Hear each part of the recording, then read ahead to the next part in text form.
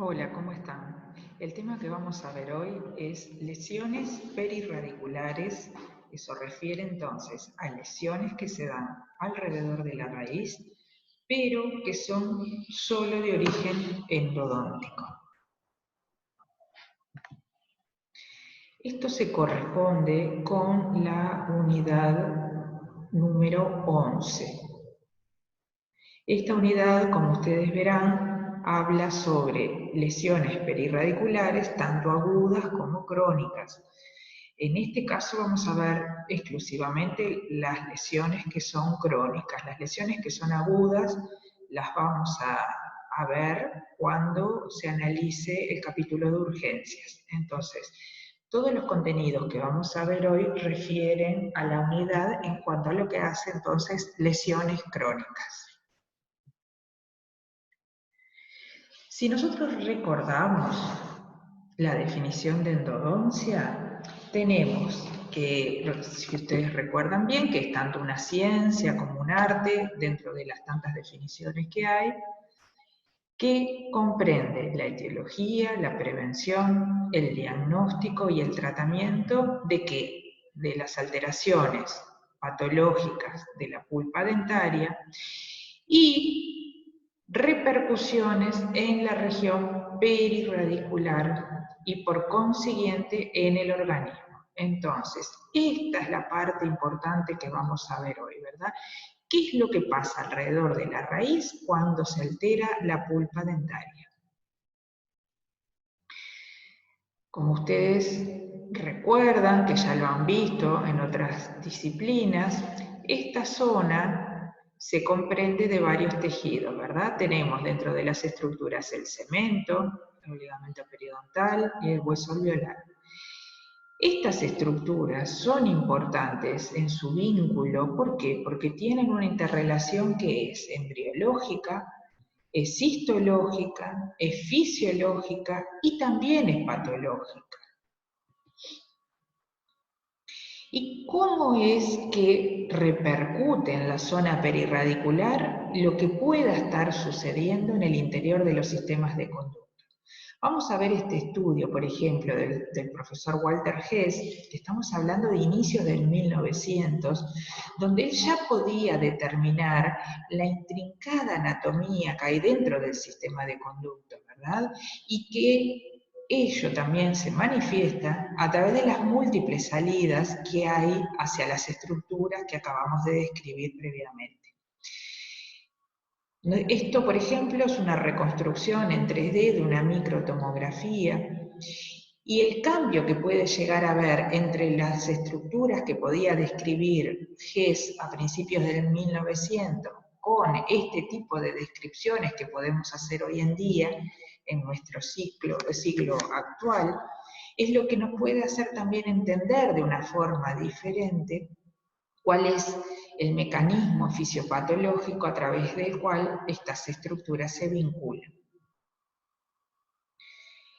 Y sumado a este conocimiento de lo que hace a la anatomía interna, también tenemos el conocimiento actual sobre las repercusiones que tienen la flora, las infecciones que se pueden alojar en la cavidad oral y sus repercusiones en el resto del organismo.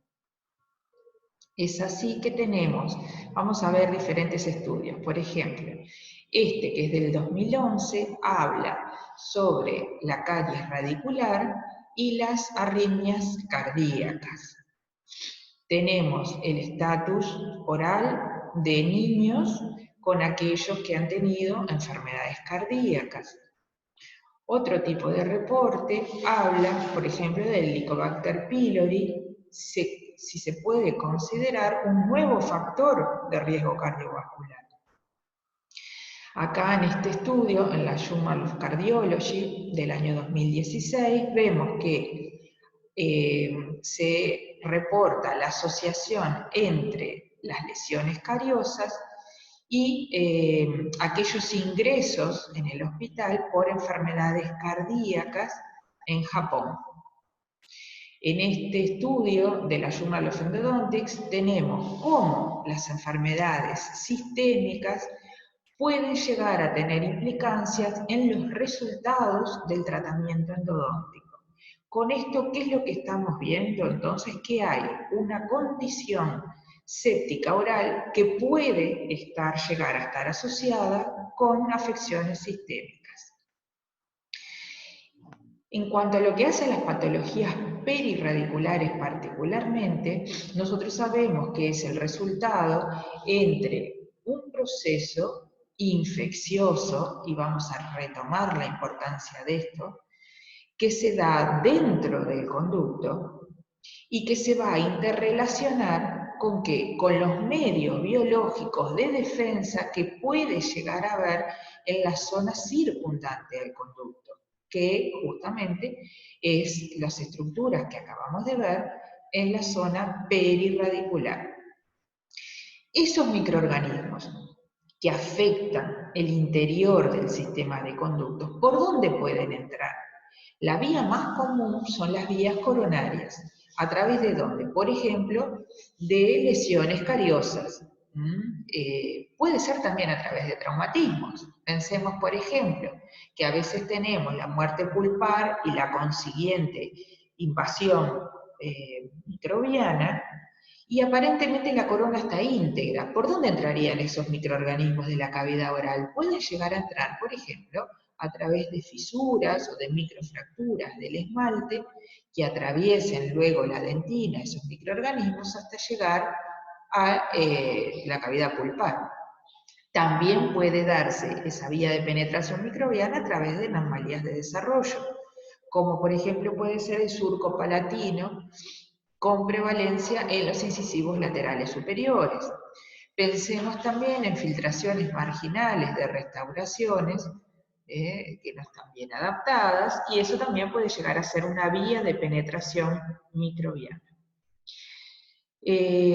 ¿Por dónde también podrían llegar a entrar los microorganismos? Pensemos, por ejemplo, en bolsas patológicas periodontales, o a través de anacoresis, o sea, a través de la circulación sanguínea o linfática, que acá el prerequisito que tendríamos que tener sería una afección pulpar previa para que esos microorganismos que están circulantes puedan llegar a inocular e instalarse en esa pulpa previamente afectada. También una situación similar se daría en los casos de adyacencia, por ejemplo, en lesiones perirradiculares extensas en los dientes vecinos, que tanto por contigüidad o por compresión podrían llegar a producir una afección en ese diente. Entonces, vamos a repasar lo que hemos visto hasta ahora en las diferentes unidades. Nosotros podemos tener, por ejemplo, una lesión cariosa, que es la situación más frecuente, una lesión instalada, activa, donde la flora de la cavidad oral, con múltiples especies, pueden llegar a penetrar esmalte y dentina, ¿verdad? Y en caso de que no se dé ningún tratamiento, ¿verdad? O ningún mecanismo que frene esa invasión, podemos llegar a tener que la invasión de microorganismos en dentina también. Ahí se va a instalar una especie de lucha entre los mecanismos defensivos que va a tener el órgano dentino pulpar con los microorganismos que van queriendo avanzar a través de esmalte y de dentina. Según el mecanismo que se instale en esa lesión, los microorganismos, si superan ese mecanismo de defensa dentino-pulpar, esos microorganismos van a poder ir avanzando, ¿verdad? Y van a poder ir instalando una inflamación pulpar irreversible o incluso la necrosis pulpar, como vimos en el teórico anterior. Esos microorganismos van a poder avanzar progresivamente, superando las defensas de la pulpa dentaria hasta invadirla. ¿Y ahí qué vamos a tener básicamente para que puedan avanzar? Vamos a tener una actividad que es proteolítica, hay que ir degradando las proteínas de este tejido y se van a ir dando simultáneamente productos tóxicos intermedios y terminales, que a su vez pueden oficiar de ¿qué? De nutrientes para otras especies bacterianas que luego van a ir a instalarse en esa zona. Es así que la ecología microbiana que vamos a tener allí va a depender de varias cosas. Va a depender de los factores nutricionales que hayan en la zona, de la cantidad de oxígeno según el lugar donde estemos analizando esa flora, el estatus de esa pulpa, ¿es una pulpa que estaba vital o esa inoculación se dio sobre una pulpa que ya estaba necrosada? Eso va a ser diferente en la ecología de esa flora instalada. De la vía de infección no va a ser lo mismo los microorganismos que avancen a través de una lesión cariosa que, por ejemplo, a través de una bolsa patológica. Y a eso hay que sumarle qué competencia y qué colaboración o antagonismo puede llegar a haber entre los diferentes microorganismos instalados allí. Pensemos que los microorganismos van a querer avanzar y los mecanismos de defensa van a intentar que eso no suceda. Entonces podemos tener zonas de defensa y zonas de avance de microorganismos coexistiendo dentro de esa pulpa, ¿verdad? Que a medida que los microorganismos se vayan reproduciendo y vayan a poder ir avanzando, cada vez tendremos menos zonas de vitalidad, pero no es que se instale de un momento para el otro la infección de todo el sistema de conductos. Tenemos que ir pensando que esto es gradual, que es progresivo y que van a ir coexistiendo zonas de vitalidad con zonas de necrosis e infección dentro de la misma pulpa.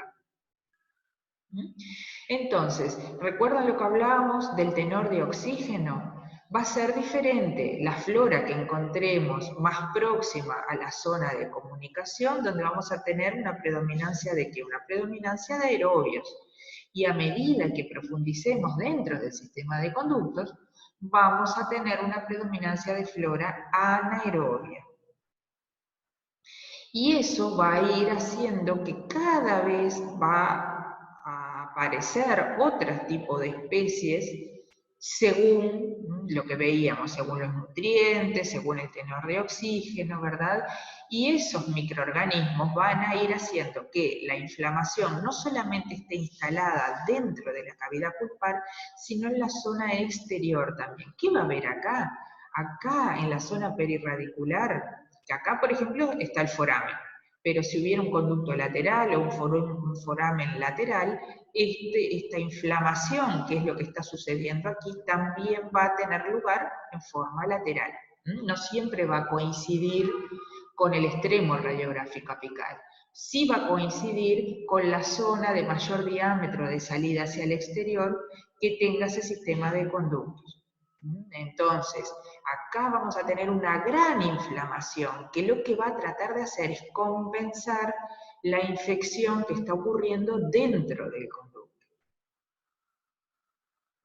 Entonces, esos microorganismos, ¿por dónde van a avanzar? ¿Van a quedar solo en la luz del conducto o no? Sabemos que van a avanzar también en el interior de la dentina y hacia la zona exterior, como acabamos de ver a través del foramen y de los conductos laterales. Entonces, lo que tenemos que analizar es cuál es el grado de penetración microbiana que van a tener dentro de la dentina. Y eso va a depender de la zona del tercio radicular que estemos analizando. Es así que tenemos, por ejemplo, en el tercio coronario, ¿qué les parece? ¿Va a haber mayor o menor cantidad de invasión microbiana? Es mayor, ¿verdad? ¿Y eso a qué se debe? Se debe a que hay túbulos más grandes y en mayor cantidad justamente en esta zona, ¿verdad? Si nosotros comparamos este tercio cervical o tercio coronario radicular con el tercio medio, miren qué diferencia. Este tercio medio lo que tiene es menor cantidad de túbulos dentinarios y a su vez esos túbulos son de un diámetro menor al tercio que vimos anteriormente. Y si a su vez lo comparamos con este tercio apical, tenemos menor aún cantidad de túbulos dentinarios con menor diámetro de los mismos. Entonces, donde vamos a tener más penetración microbiana dentro de la dentina, no solo en la luz del conducto, va a ser en este tercio. En el tercio, este que les estoy señalando, en el tercio coronario o tercio cervical radicular. Es así que entonces vamos a tener diferente flora y como veíamos anteriormente, cuanto más profundo, menor tenor de oxígeno vamos a tener hasta tener esta cantidad de cepas. Miren qué importante la cantidad de cepas que pueden llegar a ver anaerobias. Y si hiciéramos PCR, miren qué cantidad de flora diferente podemos llegar a encontrar dentro del sistema de conductos una vez que ha sido invadida. Ahora, ¿por qué es que nosotros hablábamos entonces de lesiones perirradiculares y no solo periapicales? Porque son distintas las salidas que podemos llegar a tener desde el interior del conducto hacia el exterior, ¿verdad? Acá, por ejemplo, tenemos un delta apical. Podríamos tener también un conducto que se llama un conducto furcal o conducto cabo interradicular. Podemos tener conductos secundarios, conductos laterales, múltiples salidas foraminales, y según donde esté instalada esa salida hacia el exterior, es donde vamos a poder apreciar esa lesión perirradicular. Entonces, si nosotros vemos, este por ejemplo es el foramen de un conducto, acá es como si lo pudiéramos ver desde la salida foraminal. Miren el cemento que está íntegro, este es el foramen mayor de salida, y aquí todavía no han sido instalados aquellos mecanismos inflamatorios que luego van a terminar resultando en una lesión perirradicular, como en este caso que estamos viendo, que es crónica. Si nosotros, en lugar de tener una pieza vital, tenemos, por ejemplo, radiográficamente esta imagen, como la que vemos en esta radiografía, ¿aquí qué vemos? Vemos una imagen radiolúcida. ¿Y por qué es radiolúcida en esta zona ósea? Es radiolúcida porque hubo una reabsorción de tejido. Y si hay una reabsorción de tejido óseo, tenemos que saber que también están estas múltiples reabsorciones dentarias, porque en este caso, ven donde está la flecha verde, es la salida foraminal principal. Pero también, miren, donde están todas las flechitas rojas, son todas salidas foraminales más pequeñas, y acá marcado en amarillo están las distintas lagunas de reabsorción que tiene esta raíz, que en un principio es el cemento, que es el primer tejido que se va a reabsorber, y por último, ¿verdad?, tenemos también la invasión dentinaria, junto con la reabsorción ósea, que es lo que nos va a permitir ver estas lesiones en forma radiográfica. Como ahí, por ejemplo. Entonces, esas múltiples salidas son las que nos van a estar conformando esta lesión perirradicular, esta manifestación de defensa que está queriendo tener el organismo. Pensemos en una gran inflamación que hay aquí en esta zona. ¿Para qué? Para tratar de defenderse y reparar de lo que está pasando dentro del conducto.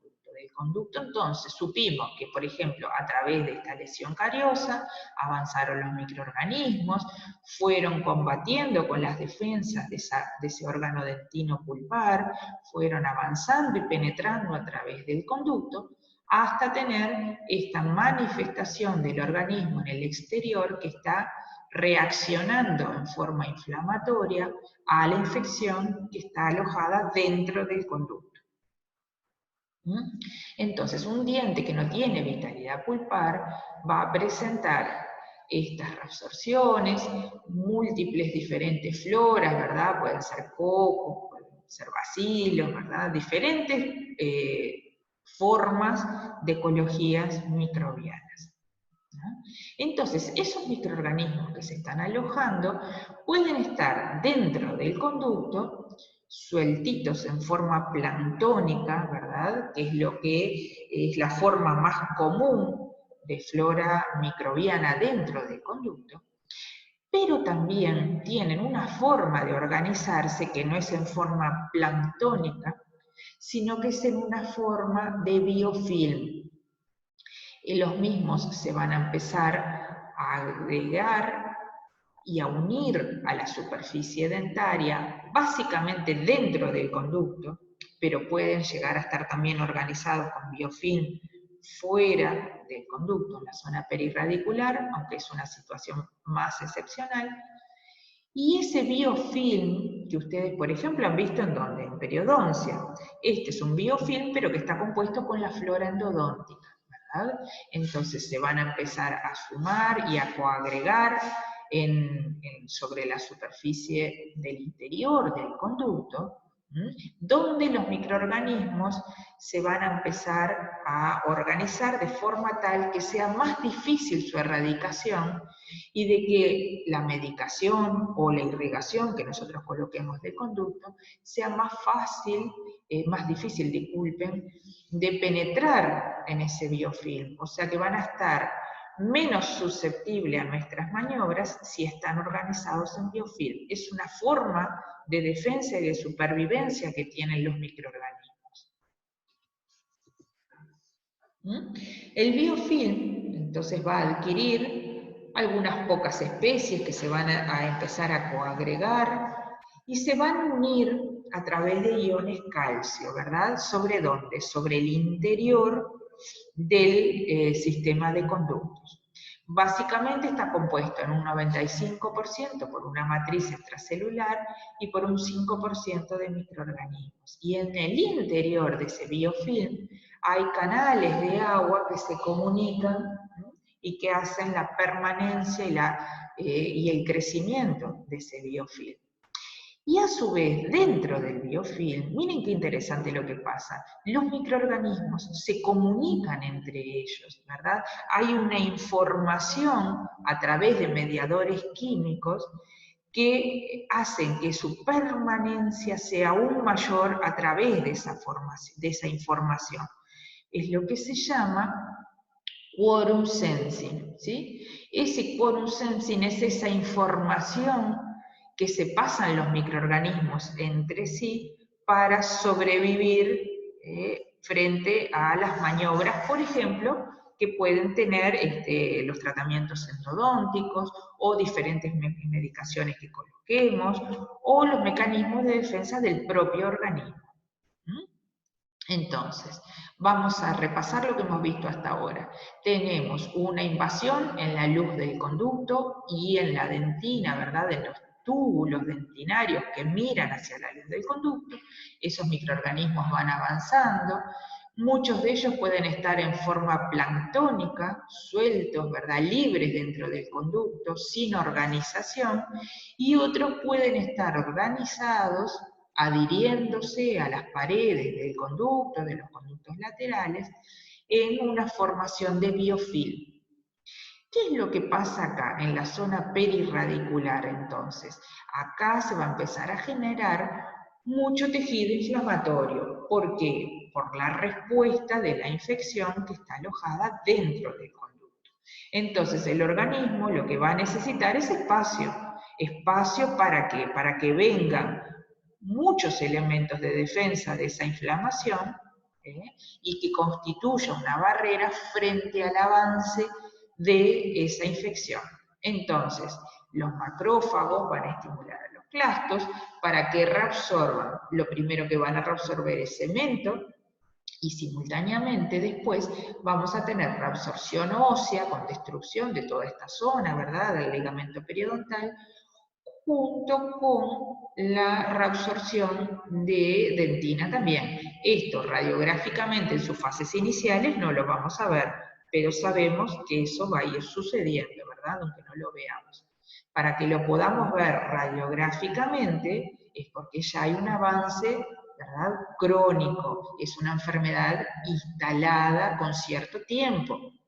Entonces, cuanto más grande sea esa lesión, nos va a hablar de qué, de una flora que hace más tiempo que está allí, de unos microorganismos que están mejor organizados, que han tenido más tiempo para poder organizarse, alojarse y sobrevivir. Tienen más nutrientes para estar en esa zona. Por eso se dan estas lesiones crónicas. Este es uno de los tantos artículos que analizan que justamente los mecanismos de defensa para tratar de impedir esa periodontitis, ¿verdad? Periodontitis es una inflamación de la zona periodontal como respuesta a la infección alojada en ese conducto. Bueno, esa inflamación es lo que va a estar dando la reabsorción de las diferentes estructuras que vimos recién, ¿verdad? Estos son imágenes de la zona perirradicular de algunas piezas con lesiones perirradiculares crónicas que después fueron extraídas. Entonces acá tenemos la imagen, por ejemplo, de un foramen de una pieza con vitalidad pulpar, y acá lo que tenemos es la imagen de una pieza con muerte pulpar y con invasión microbiana. Entonces, ¿qué tenemos acá? Acá lo que tenemos es un tejido necrótico, y no solamente necrótico, sino que también sabemos que está invadido por microorganismos. ¿Qué cuidados especiales tenemos que tener? Que con nuestras maniobras, esto por ejemplo es una lima, una lima Gestron. Con nuestras maniobras, esta lima Gestron, ven que sale del conducto hacia la zona por la zona foraminal. Si esto sucede, ¿qué va a pasar? Estamos inoculando ese material, ese contenido, esos microorganismos que estaban dentro del conducto, los estamos llevando fuera del conducto. Miren la reabsorción que hay, por ejemplo, en estas estructuras, ¿sí? Entonces nosotros estamos alterando la inflamación de defensa que estaba en la zona perirradicular y le estamos agregando una flora microbiana que antes estaba dentro del conducto, la estamos inoculando fuera del conducto, por lo tanto estamos generando una reacción inflamatoria mayor aún. Entonces, cuando nosotros trabajemos en situaciones como estas, ¿ven? Llegan a ver acá la reabsorción que tiene esta pieza. Miren esta manifestación radiolúcida que hay en estas estructuras. Con nuestros instrumentos tenemos que establecer como límite de trabajo, ¿verdad? Que nos vamos a ayudar, como ustedes ya saben, con métodos radiográficos y con métodos electrónicos, como son los localizadores foraminales. Lo que vamos a hacer, ¿verdad?, es establecer nuestra longitud de trabajo hasta llegar a estas estructuras que están reabsorbidas. Entonces, dentro de las clasificaciones de lesiones perirradiculares que nosotros tenemos las que son agudas, que ya dijimos que las vamos a ver cuando veamos el capítulo de urgencias, y tenemos las llamadas patologías perirradiculares crónicas, ¿verdad? O sea, que transcurrió cierto tiempo para su instalación, dentro de las cuales, según esta clasificación, vamos a ver la osteitis condensante, el absceso apical crónico y la periodontitis apical asintomática.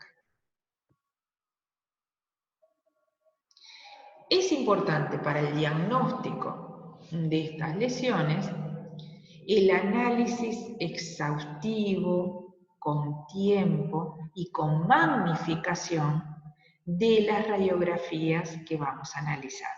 Si esta imagen nosotros la estamos viendo de este tamaño, a priori podríamos pensar que es ¿qué?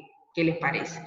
¿Será lo mismo verlo de este tamaño que verlo de este tamaño? ¿Verdad que no? Acá sí podemos llegar a identificar las personas que están componiendo esta imagen de una rana. ¿Vamos a verlo de vuelta? No es lo mismo ver esta imagen de este tamaño que verlo de este tamaño.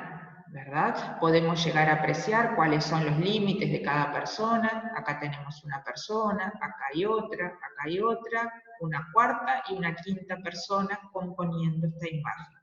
Lo mismo sucede con las estructuras dentarias. Hay que analizar con magnificación las radiografías de las piezas cuando estamos planificando nuestro tratamiento endodóntico. Entonces, en el caso de la osteitis condensante, que es la primera de las patologías que vamos a analizar, vamos a ver cómo se manifiestan clínicamente y cómo se manifiestan radiográficamente. Dentro de la clínica, la osteitis condensante, sabemos que es la respuesta que va a tener un proceso inflamatorio crónico, pero de baja intensidad. Esa pieza puede responder o no a las pruebas de sensibilidad y puede o no estar sensible tanto a la palpación como a la percusión. Generalmente son piezas que están asintomáticas. Y radiográficamente, la identidad de esta pieza, de estas patologías, es que estas piezas van a presentar una zona radio opaca. A diferencia de lo que hemos visto anteriormente, se va a instalar como una imagen radio opaca, perirradicular, difusa y que es concéntrica alrededor del tercio apical. Entonces, si vemos aquí radiográficamente, es una osteitis condensante porque es una respuesta de hiperreactividad osteoblástica frente a las toxinas de una pulpa inflamada. Y estamos hablando de una irritante de baja intensidad, por eso son procesos crónicos. Acá lo vamos a ver a mayor aumento. ¿Ven cómo se ve aquí todo radiopaco alrededor de ambas raíces? Acá hubo mayor formación de tejido óseo en respuesta generalmente a esa inflamación pulpar de baja intensidad. Aquí tenemos otras manifestaciones. ¿Ven aquí? Esto tenemos que, acá vemos otra imagen, esto tenemos que diferenciarlo de otras lesiones que vamos a ver más adelante. Aquí tenemos la descripción del segundo cuadro que vamos a ver, el que acabamos de ver recién, es la osteitis condensante. Lo que vamos a ver ahora es la periodontitis apical asintomática. Lo que anteriormente en otras clasificaciones, y que hay veces que se sigue describiendo, decíamos en algunos casos como granulomas o como quistes.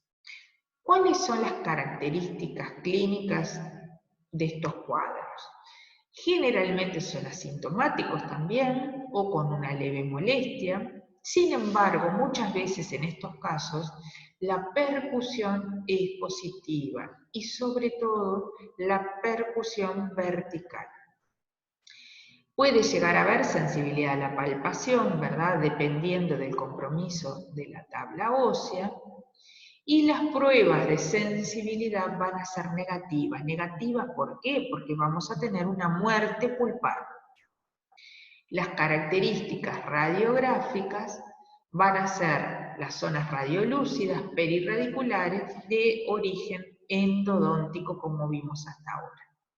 Entonces, esta es la gran diferencia que tenemos con el cuadro anterior, donde puede llegar a haber vitalidad pulpar, como en el caso entonces de la osteitis condensante. Estas lesiones que estamos viendo responden a una infección alojada dentro del conducto. Entonces, Fish, en la década del 50, ya describió diferentes zonas que pueden estar alojadas, que pueden describir lo que sucede en la zona perirradicular cuando está instalada la periodontitis crónica. Es así que tenemos una zona que es la que está dentro del conducto y en la salida inmediata del mismo, que es lo que se llama la zona de infección, que es donde está la mayor cantidad de carga microbiana que está alojado en el interior del conducto, en el interior de los túbulos dentinarios, como ya hemos visto, y en las salidas que pueden llegar a ser foraminales o de conductos laterales. Circundante a esa zona de infección está la zona de contaminación, que es donde van a estar esa defensa que yo les decía, ese tejido que está con una respuesta exudativa de los tejidos perirradiculares, tratando de reaccionar a la infección que está alojada dentro del conducto. Rodeando a esa zona está la tercera zona, que es la zona de irritación. Y allí lo que vamos a tener es la respuesta, ¿verdad?, de tejido de granulación que está intentando defender tanto como una respuesta inmunitaria como como una respuesta reparativa, y para poder reparar y que vengan los elementos de defensa, ¿qué se necesita? Se necesitan muchos vasos sanguíneos. Y vasos sanguíneos que traigan esos elementos de defensa, por eso se va a estar dando una angiogénesis y la llegada de fibroblastos jóvenes a la zona. Alrededor lo que vamos a tener es la zona de estimulación, ¿verdad? Con una acción fibroblástica y osteoblástica que va a intentar reparar estos tejidos que se han alterado debido a la infección alojada dentro del conducto.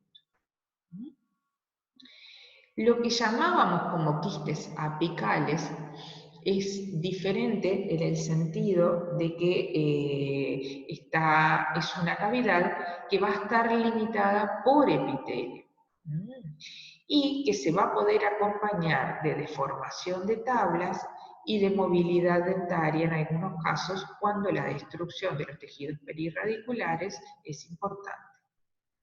Entonces, vamos a ver como una radiolucidez muy marcada, muchas veces de una forma circular o casi circular, limitada muchas veces por una zona, una línea radiopaca, asociada a la zona periapical. Esos quistes apicales, es importante saber que algunos son verdaderos y hay otros llamados falsos quistes o quistes en bolsillo o en bahía. ¿Qué diferencia hay entre uno y otro? En que los quistes verdaderos son independientes del conducto. Son cavidades cerradas y que están tapizadas, entonces, como decíamos, por epitelio. Los quistes en bolsillo o en bahía, si bien están recubiertos, no son cerrados, están abiertos hacia la zona foraminal del conducto. Como en este caso, ¿ven? Acá no es una cavidad que esté cerrada, está asociada a la salida de ese conducto. Bueno, hay distintas teorías para explicar la formación y sobre todo el crecimiento de los quistes, pero lo que sí vamos a tener entonces es una cavidad que va a progresar, que va a deformar las tablas óseas y que incluso pueden llegar a perforarlas. Ahora llegamos al tercer cuadro de las lesiones perirradiculares crónicas, como es el absceso apical crónico. Dentro de las características clínicas tenemos que, como vimos previamente también en el caso de la periodontitis crónica, responden a un proceso infeccioso con una necrosis pulpar.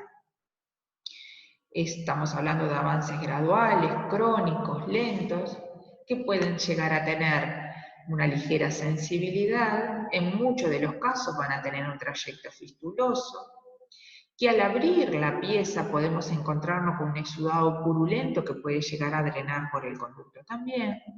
Dado que está instalado una necrosis pulpar, vamos a encontrar que las pruebas de sensibilidad van a ser negativas. Básicamente estamos frente a una pieza que se muestra asintomática. Y de las características radiográficas cabe destacar que lo que vamos a poder llegar a observar es una zona radiolúcida perirradicular. Entonces, resumiendo, ¿qué tenemos? Tenemos que ahora en la zona perirradicular lo que tenemos alojado es un exudado purulento, a diferencia de la periodontitis que vimos anteriormente. Ese exudado, esa colección purulenta, ¿por dónde puede llegar a drenar? Puede llegar a drenar por el conducto o buscar la salida hacia el exterior haciendo un trayecto fistuloso que puede exteriorizarse a través de la mucosa o a través de piel. Ese trayecto fistuloso podemos incluso reconstruirlo a través de un estudio que se llama fistulografía, ¿verdad? Entonces, esto es una imagen del libro, pero aquí es como empieza a verse, a visualizarse el trayecto fistuloso tratando de drenar hacia el exterior. Ese trayecto fistuloso, si pudiéramos verlo, ¿verdad? Tenemos esa colección purulenta instalada que busca la salida hacia el exterior. Si nosotros abrimos la pieza, esa colección purulenta puede llegar a drenar por el conducto. Si eso no sucede, también va a buscar la salida hacia el exterior, pero en este caso, ¿atravesando qué? Atravesando todos los tejidos de la zona perirradicular, ¿verdad? Va a atravesar el tejido óseo, y en este caso, por ejemplo, ven, atravesó también el periósteo y la mucosa, constituyendo así lo que se llama el trayecto fistuloso. Acá en este caso, por ejemplo, una de las distintas presentaciones que tienen los trayectos fistulosos. Entonces nosotros, si no sabemos cuál es la pieza que lo está generando, podemos hacer lo que se llama una fistulografía.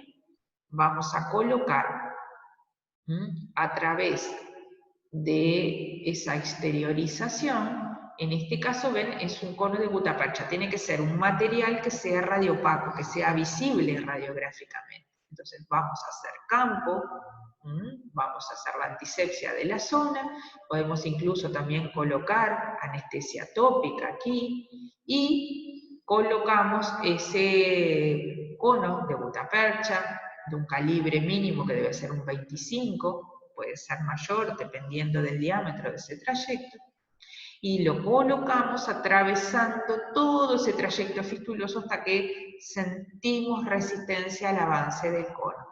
Ahí tomamos la radiografía, y acá tenemos el recorrido que hizo ese cono, y no siempre coincide la ubicación de la fístula, de esa exteriorización, con la pieza motivo. A veces la fístula se puede encontrar a distancia de la pieza que lo origina.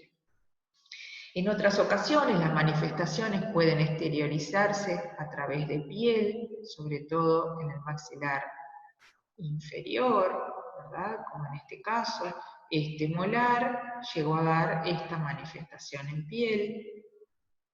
Ahí tienen la fistulografía.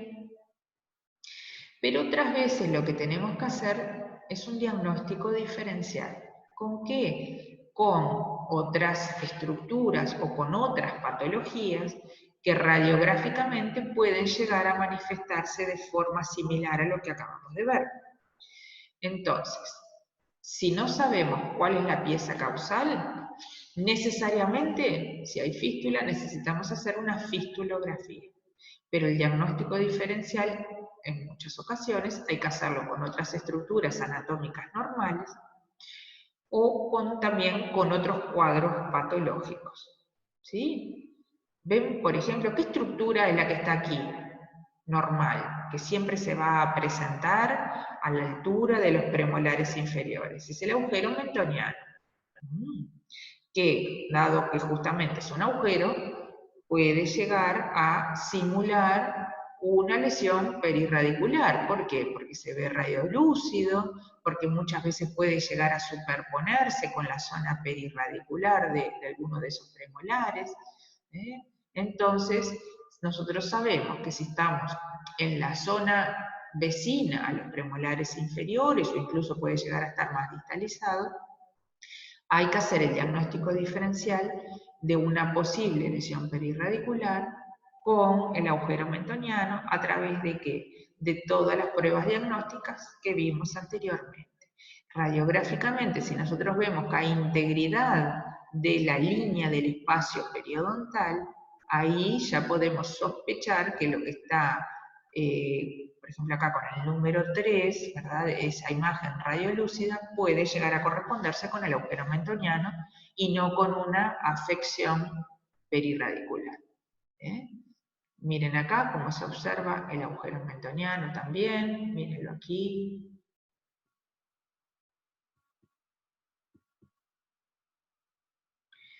Puede presentarse también el trayecto fistuloso en la zona palatina, y entonces miren este caso, por ejemplo, donde tenemos la fístula palatina casi que en la línea media de la bóveda, y radiográficamente tenemos un incisivo central que está tratado endodónticamente, un incisivo lateral que no está tratado endodónticamente y una lesión aparentemente perirradicular que se manifiesta como una imagen radiolúcida que abarcaría ambas piezas. Entonces, este trayecto fistuloso, ¿cuál se corresponde? ¿Al central, al lateral o a los dos? ¿Qué piensan ustedes? Vamos a ver la resolución. Se hizo entonces la antisepsia de la cavidad oral, se puede llegar a colocar anestesia tópica y a eso se le va a sumar entonces la colocación de un material radiopaco, visible radiográficamente, que va a recorrer todo el trayecto fistuloso y luego vamos a tomar una radiografía. ¿Qué nos mostró esa radiografía? Que el que estaba dando el origen de ese trayecto fistuloso, en este caso, era el incisivo lateral. También tenemos que tener en cuenta que en otras ocasiones hay imágenes radiolúcidas que pueden presentarse de esta forma, pero no corresponder a una patología perirradicular. Sin embargo, se presentan como aparentes lesiones radiolúcidas. ¿Ven? Ese es el caso de la displasia cemento ósea. Básicamente la vamos a apreciar con mayor prevalencia en el maxilar inferior. Otras imágenes radiolúcidas que pueden llegar a estar asociadas con las zonas perirradiculares de las piezas pueden ser distintas entidades como pueden ser los queratoquistes o el quiste periodontal lateral. En esos casos lo que hay que hacer es test de sensibilidad en las piezas. En este caso, por ejemplo, son piezas que son íntegras, porque sospecharíamos que esta imagen radiolúcida podría responder a alguna de estas piezas. En este caso era una niña, ven que todavía ni siquiera había terminado la edificación radicular del canino, y había una manifestación dolorosa, la palpación de la tabla vestibular en esta zona entre lateral y canino. Se hicieron los test de sensibilidad y dieron positivos, entonces ahí descartaríamos la necesidad del tratamiento endodóntico de estas piezas y bueno, a través de biopsia se confirmó el diagnóstico presuntivo de quiste periodontal lateral. Resumiendo lo que ya hemos visto en otras unidades, los test de sensibilidad que más vamos a utilizar son los de frío, que se aplican en la zona, pueden ser test eléctricos o test también de fresado. La percusión. Todos estos test, en caso de ser positivos, se van a manifestar como una respuesta dolorosa por parte del paciente. Otros métodos de análisis pueden llegar a ser no solo las radiografías periapicales, como vimos recién, sino también son de gran ayuda los estudios tomográficos, básicamente los de haz cónico o con BIM. tomografías que se realizan en el servicio de imagenología de nuestra facultad, que pueden complementar la lectura y el diagnóstico y la planificación de nuestros tratamientos para saber en las 3 dimensiones del espacio cuál es la extensión de esas lesiones. Por ejemplo, si nosotros vemos esta lesión, esta imagen hipodensa, no sabemos qué extensión tiene en sentido vestibulopalatino. La tomografía con BIM nos permite esa evaluación. Ahora, si nosotros vemos en una radiografía panorámica o periapical, esta imagen radiolúcida y la radiografía se termina y no nos permite ver hasta dónde llega, es obligatorio saber cuál es el límite de esa imagen radiolúcida antes de pensar en intervenir en la pieza. Y miren cuál fue el resultado de este caso. Miren la extensión que tenía esa imagen radiolúcida, que no solamente entonces involucraba la pieza. Miren, había un tratamiento de conducto de una calidad bastante deficiente, había una lesión cariosa aparentemente activa en el molar 7, y esta respuesta, esta imagen radiolúcida en el maxilar inferior. En este caso, lamentablemente, cuando se analiza el tejido de la zona mediante biopsia, era un tumor maligno que implicó la resección mandibular de la zona. Entonces, no siempre cuando tengamos una imagen radiolúcida va a responder entonces a una lesión perirradicular crónica. Tenemos que hacer el diagnóstico diferencial con otro tipo de patologías. En algunos casos, el tratamiento de las lesiones perirradiculares hay que complementar en los tratamientos endodónticos con tratamientos quirúrgicos. Y eso es cuando, en un porcentaje muy bajo, tenemos la instalación de la infección extrarradicular, que se calcula que es entre un 6%, donde el biofilm no solamente esa carga infecciosa que está dentro del conducto, sino que puede estar también alojado en el exterior del conducto, en esas salidas hacia el exterior, y nuestras maniobras, que son vía conducto, ya no serían suficientes para la resolución de esos casos. Entonces, acá ven, por ejemplo, una manifestación lateral. ¿Por qué? Porque había un conducto lateral.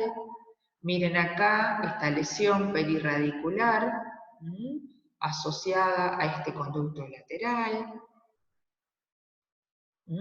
Los quistes que decíamos falsos quistes o quistes en bahía, que están asociados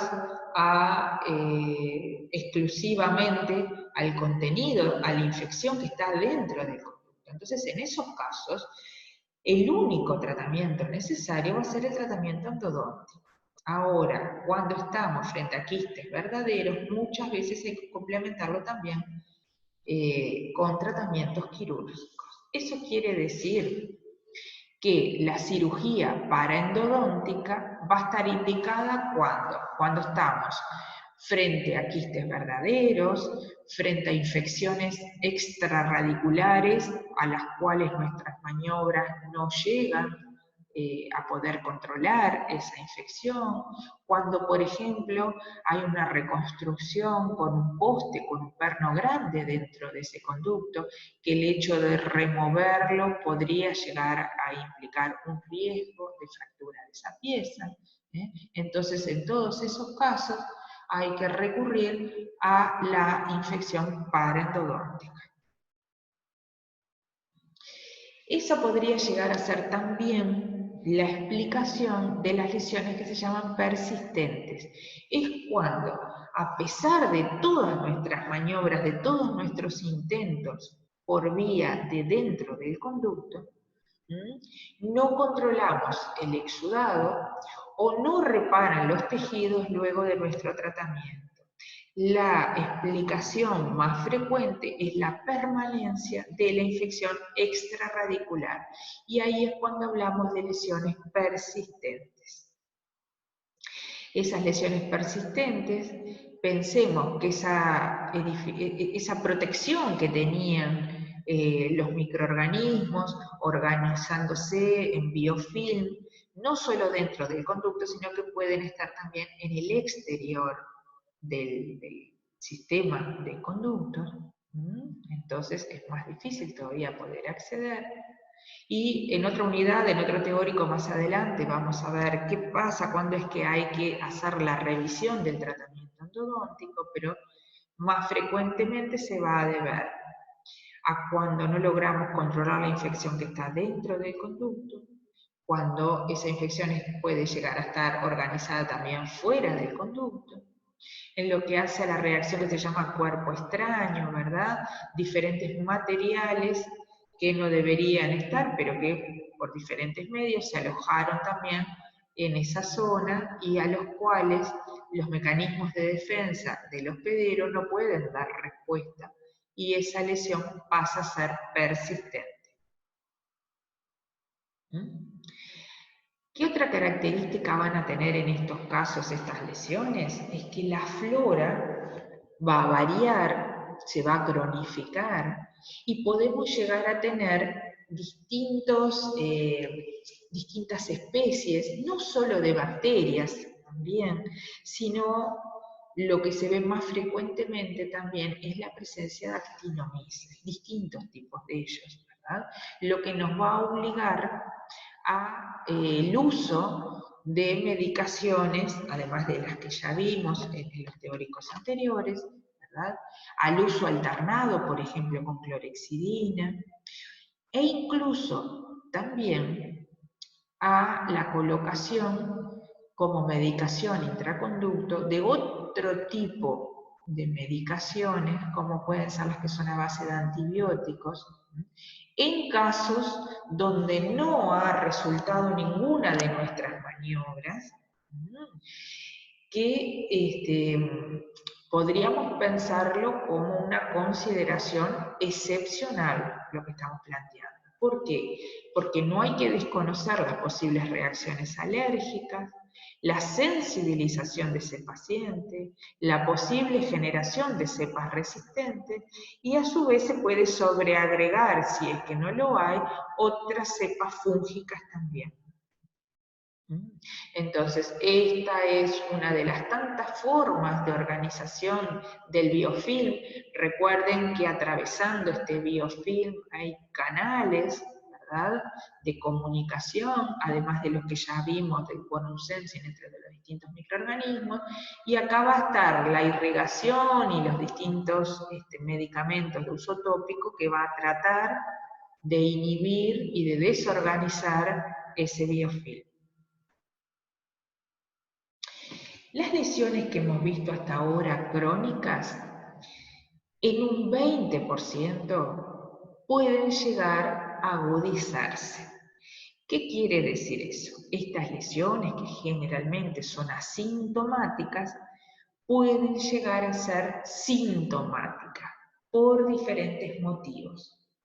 Generalmente va a estar asociado cuando hay variaciones en la composición de la flora de ese conducto, muchas veces asociado a nuestras maniobras endodónticas, especialmente cuando son piezas con cavidades abiertas de larga data, o sea, el paciente va a venir con una cavidad coronaria abierta en una pieza asintomática, donde nosotros vamos a intervenir, la vamos a sellar esa cavidad, entonces vamos a modificar todo un equilibrio previo que había en esa flora, no solamente en su composición, en sus nutrientes, en el tenor de oxígeno, y en algunos casos eso puede llevar a una manifestación a través de dolor.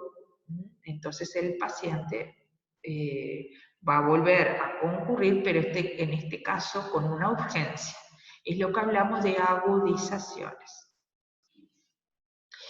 Y estos tratamientos hay que controlarlos, ¿verdad? Vamos a hacer controles que son inmediatos, ¿verdad? Una vez culminado el tratamiento, y otros que son inmediatos para poder visualizar la evolución, y cuando los resultados son óptimos, podemos llegar a apreciar la resolución con la reparación de los tejidos circundantes alterados previamente. Otra reparación, otra, ¿verdad? Distintos casos. Ven como lesiones amplias, si son solo de origen endodóntico, solo con el tratamiento endodóntico, pueden llegar a reparar todas las estructuras. O sea, hay que hacer un buen diagnóstico y un buen tratamiento. Vamos a ver este tratamiento endodóntico. ¿Hay algo que le llame la atención de este tratamiento, de esta pieza? ¿Qué vemos?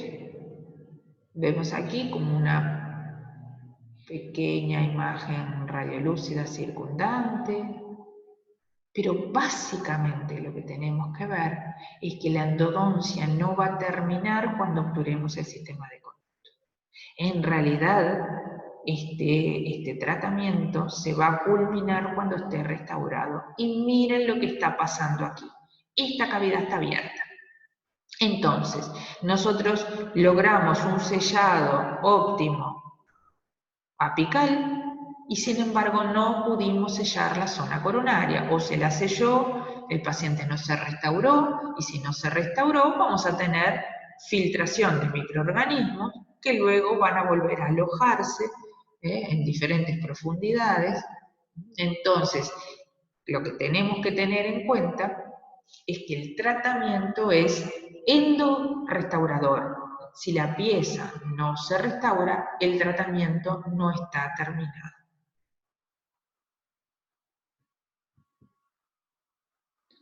Vamos a repasar lo que hemos visto hasta ahora. En el caso de una patología perirradicular, ¿cuál es el tejido que primero se va a reabsorber? ¿El cemento radicular, el hueso alveolar o la dentina radicular?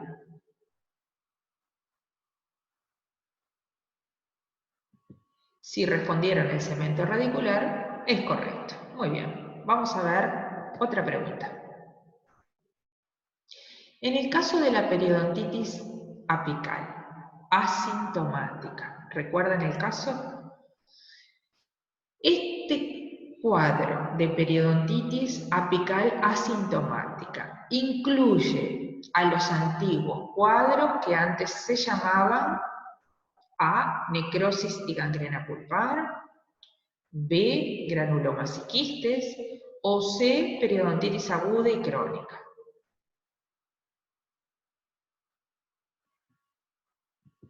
Muy bien, es la B, granulomas y quistes.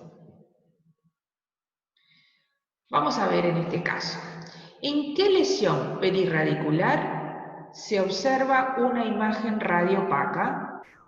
A, osteitis condensante, B, periodontitis crónica, o C, absceso apical. Esta es fácil, ¿verdad? Es la osteitis condensante. Recuerden que es el único caso de lesión perirradicular crónica donde vamos a tener una manifestación radiopaca que puede llegar a convivir con vitalidad pulpar. La fistulografía se realiza en los casos de A, periodontitis apical asintomática, B, necrosis pulpar y C, absceso apical crónico. ¿Qué les parece? ¿Cuándo es que se hace una fistulografía?